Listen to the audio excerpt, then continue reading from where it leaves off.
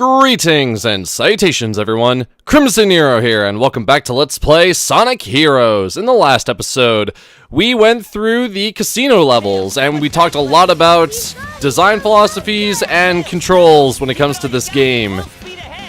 Now we're going to go to the canyon levels.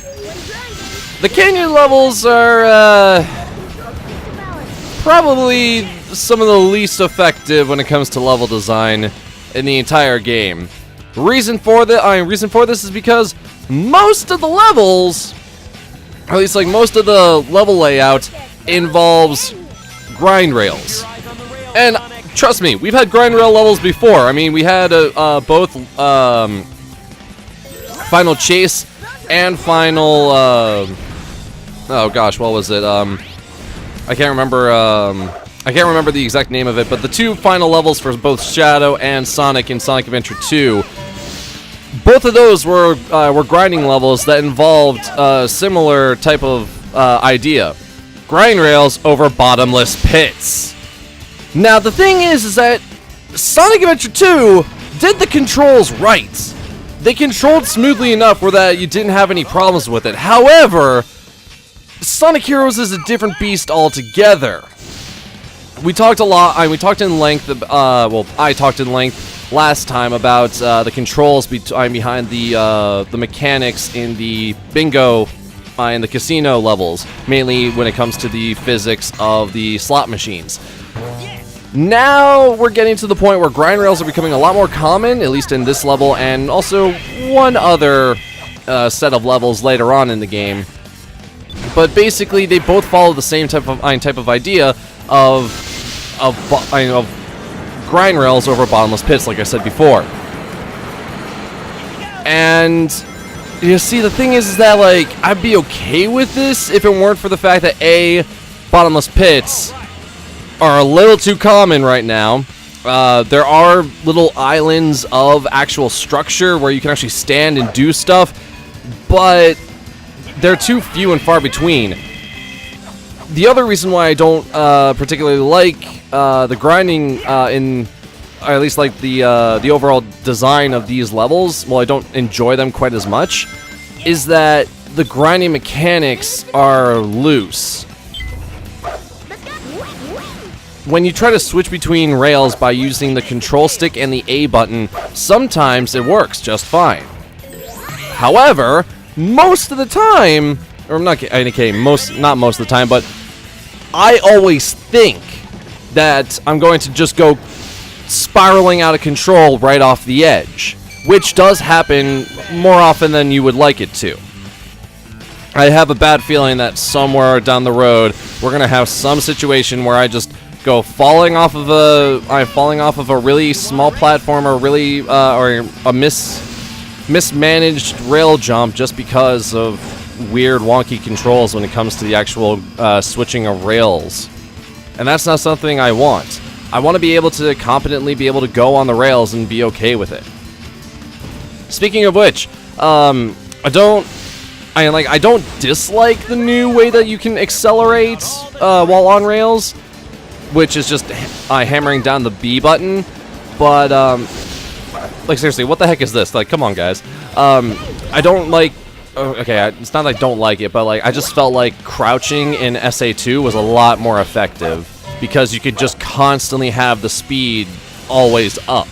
Whereas in this game, I'm constantly hammering down the B button, especially with the either power or speed characters, and sometimes they'll go ahead and speed forward like I want them to, and do their little like switchy jump, cool looking taunt thing, whatever, their acceleration animation. But sometimes I'm hammering the button and it does nothing, and I want my actual inputs to be responsive, Sonic Team. Thank you. I know I know at least like from the beginning of this part, as well as like almost all of last part, I've been like criticizing this game, and I am, and like I'm trying to like dissect and analyze the good and not so good parts of this game, just because it's such a polarizing title. Sonic, like I've said before, Sonic Heroes is really considered to be either the last good Sonic game or the one that started the downfall. At least in most people's eyes in the community, or at least the Sonic fan community. But I mean, everyone's kind of different when it comes to their own opinions and such. I mean, hey, if we all had the exact same opinions, then life wouldn't be quite as interesting, wouldn't it? And okay, well that was... I actually managed to save myself. Well then, thank you for quick thinking, but also, what the heck? That's another thing, is that sometimes when you're on rails in certain sections, like you'll be speeding up, but actually you'll go too fast for the game. Like what I just showed off, I apparently went too fast and the trains hit me because they were still in their animation. There's also in the next level, there's a point where you can actually go faster than the grind rail as it's building itself. But we'll talk about that in the next part.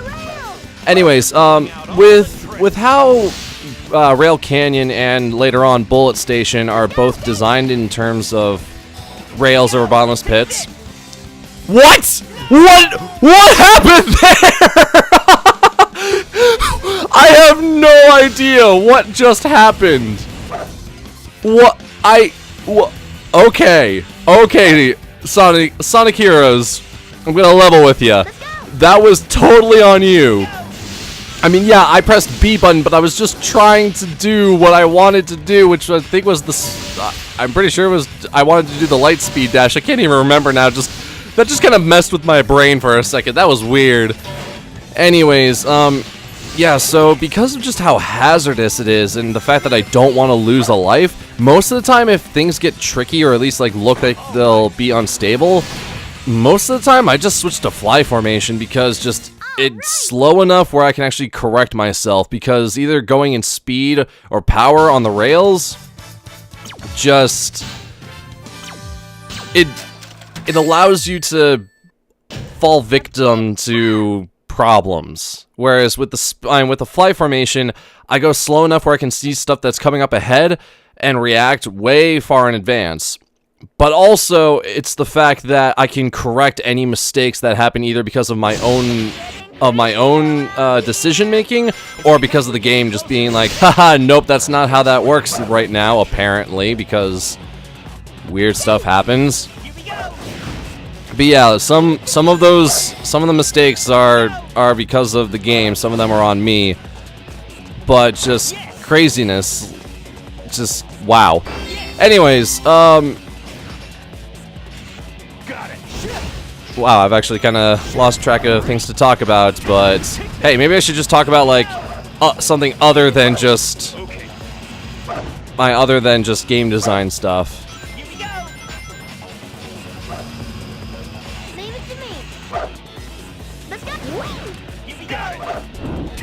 One thing that I actually do like is how each and every stage kind of has like its own like color theme.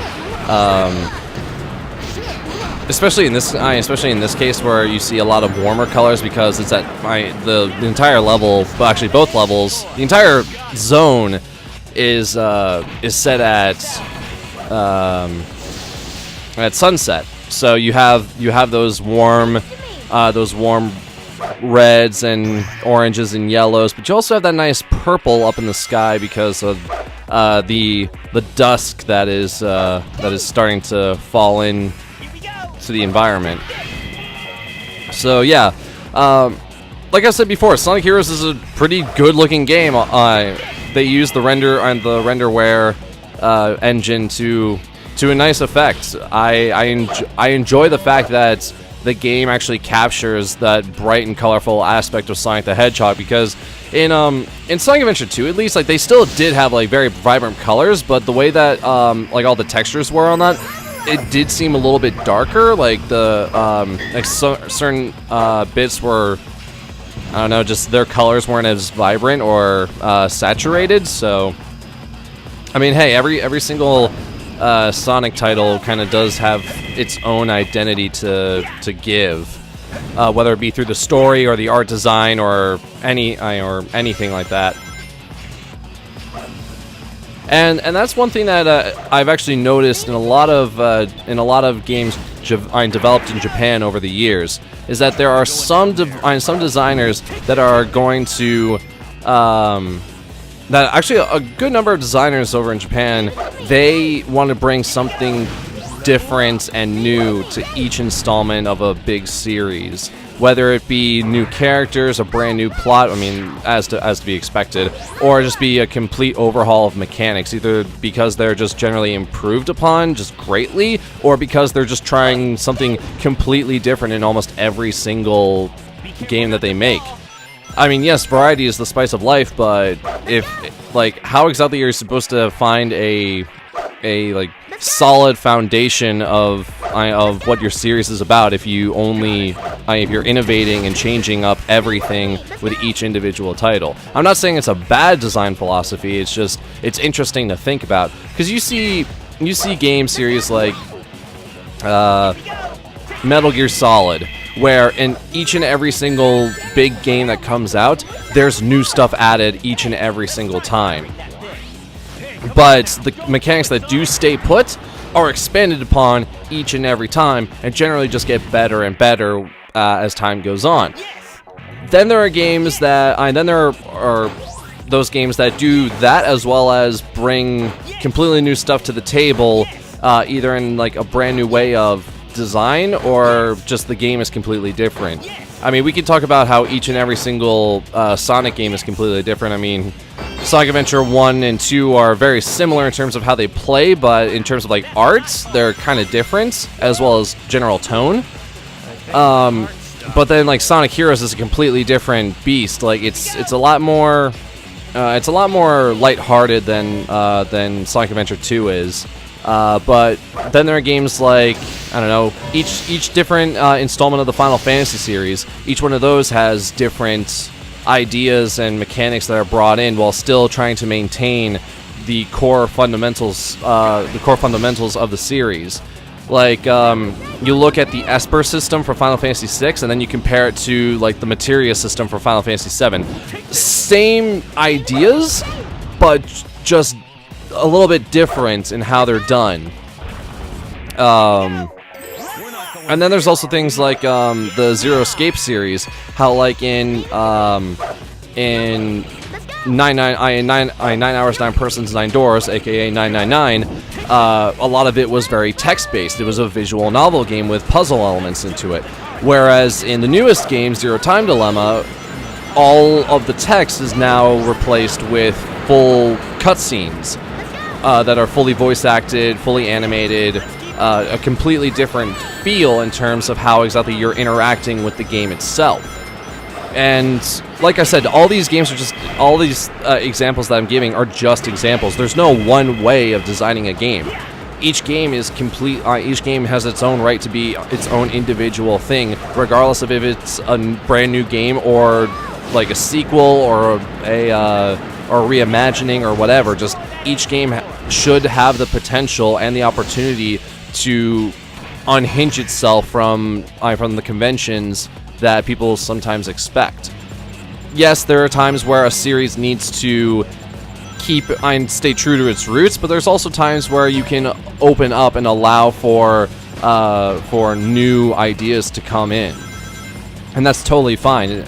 I'm kind of one of those designers that like I don't want to make the same game twice, and I feel like a lot of designers are like that. I mean, you see certain franchises that have sequel after sequel after sequel, but they're not trying to make those just to get a bunch of money. I mean, yes, everyone needs to make money by the end of the day, but at the same time, like they want to add something new to an already established formula, whether it be new game modes, new abilities or weapons, new stories, new characters, what have you. No one wants to have to do the exact same thing over and over and over again. That's just tedious, as well as it's not necessarily super efficient in most cases. I mean, yes, if you're making a sequel, then maybe you'll want to reuse some assets like character models or certain environmental things. Like, let's take a look at the Final Fantasy 13 series. I know it's a weird example, but like still, they, with some differences, they did use a lot, and they did reuse a good number of assets, whether it be like the enemy models or some of the music or some of the character models or mechanics.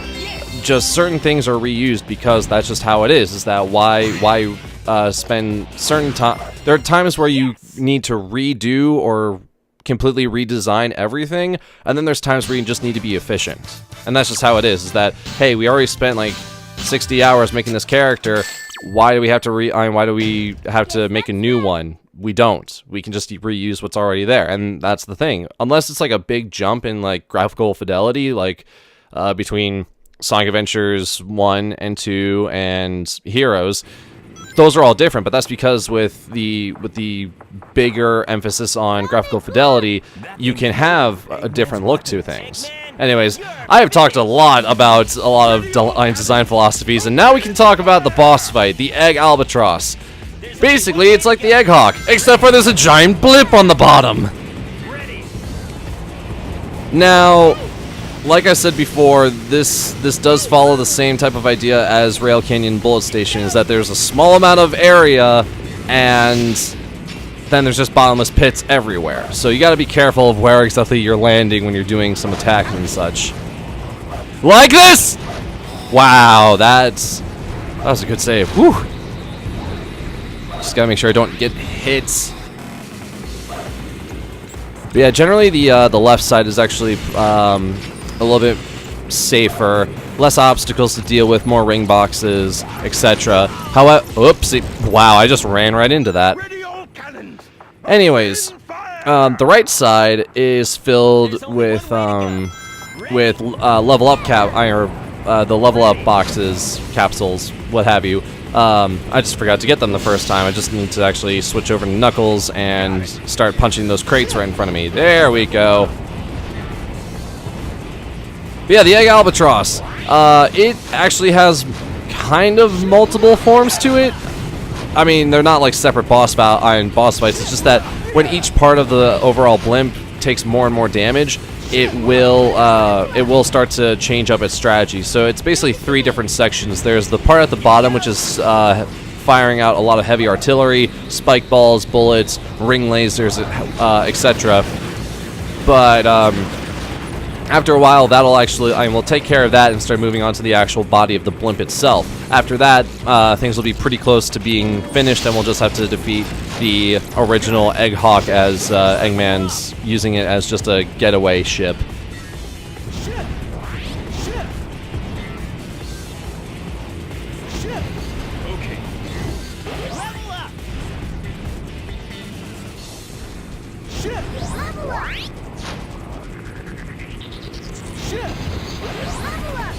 Alright, Tails is at level 3. That's actually really good because having your flight character be strong during this battle is extremely efficient, or extremely useful and handy and helpful and all those good words.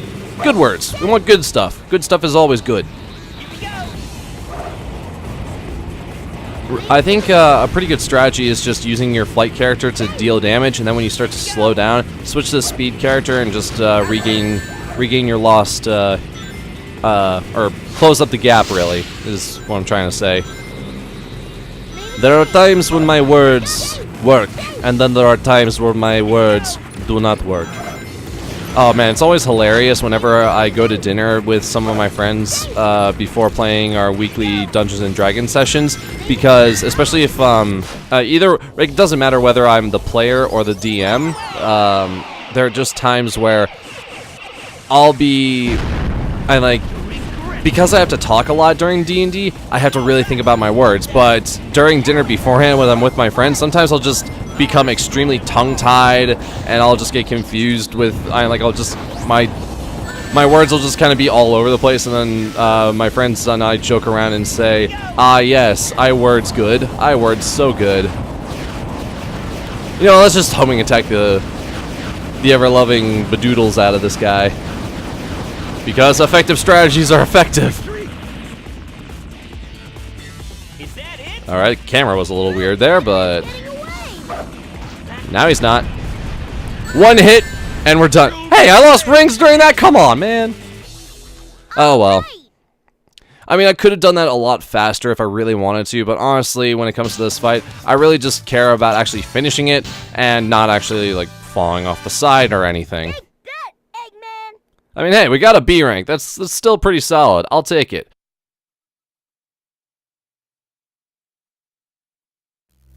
And now, cutscenes! And the plot thickens. It's a fake? From these canyons, watch as I conquer the world with my air fleet. Wait, Eggman now has an entire battle armada? Man, this man's been busy. And with that, that'll be the end of this part of Let's Play Sonic Heroes. In the next episode, we'll be taking on the forest levels. I'm Crimson Nero, thank you very much for watching this episode, and until next time, everyone, fare thee well.